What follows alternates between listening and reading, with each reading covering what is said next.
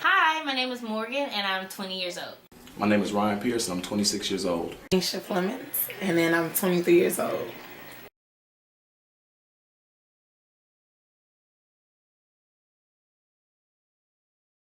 I was first introduced to Christianity when at a young age. I was probably like 3 or 4. Just go to church with my grandmother. My grandma was real big on Christianity, real advocate for Christ.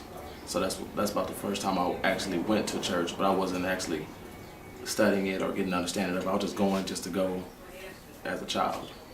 I was first introduced into Christianity when, basically when I was real young. I used to go with my babysitter to church, and then my mom, she started going to church. So I've been in the church ever since I was a toddler.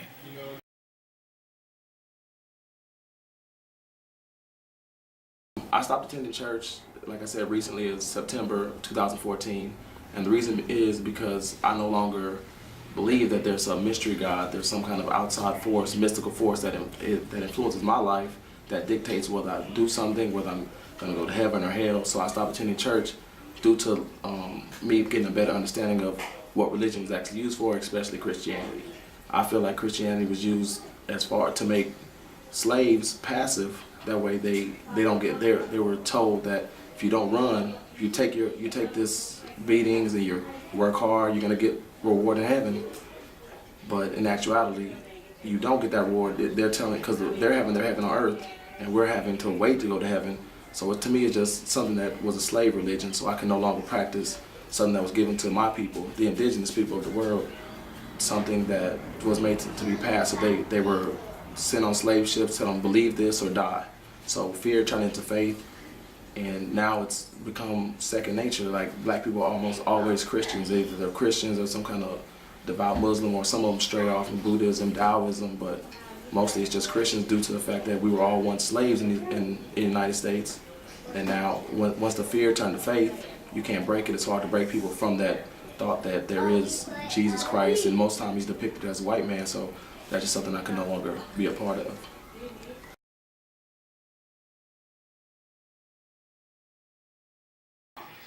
So I stopped making church a priority back when I was 15. I used to go because I had to go because I was younger, and your parents tell you to go. But then I started getting close to God, and then I fell away from God because my mom passed away. And so I was just mad, and I was like, I don't need to go no more because he didn't work in my favor. And so, it just stopped. And then I started going back. I forgave him. And then I started going heavy into the church again, became a Sunday school teacher. I actually got baptized by my high school youth minister. And then I got a job. They needed me to work Sundays, and I started putting my money before God.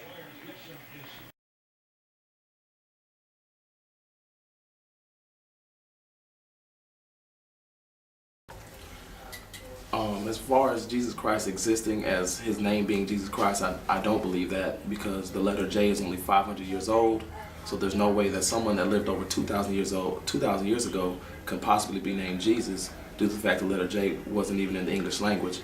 I understand his name's something more like Yeshua ben Yosef, which means basically Joshua, the son of Joseph.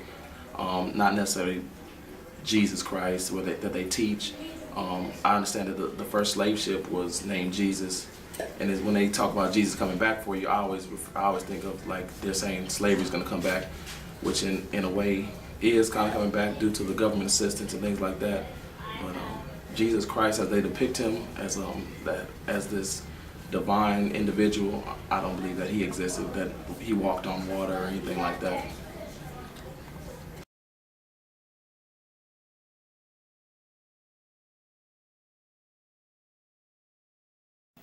What can a church do to attract my generation?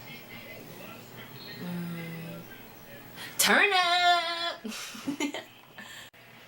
So I feel like to attract my generation, I feel like the church should be more open to who they allow in. A lot of churches say that, but they don't really mean that, because they have so many members that judge behind the scenes, and people feel uncomfortable. But just do a lot of outreach programs. Sometimes maybe come from outside of the church and go out into the streets and grab people, and and to invite them, make them feel comfortable. And I feel like that's really where you're going to get my generation. Most of them are in the streets. Most of them are all about getting money, getting paper. Maybe, you know, it's time for the church to come out and get these kids, get my generation and bring them in. And I think that's what they should do.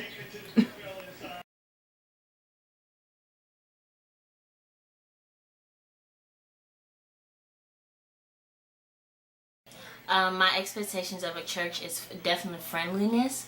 When I come in, I like to be greeted, especially as a young person. You want to be drawn into the church. Another thing is very free-spirited. Nobody wants to be judged when you go into a church, so definitely just somewhere where you can praise at your level. If you want to run around. If you don't want to be in your shoes, take your shoes off. Just a free-spirited place where you can do as you please in God's name. Last thing is, I've always wanted to know where my tithes go.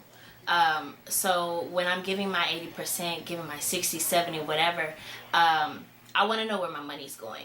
So another thing is definitely knowing where your tithes are going.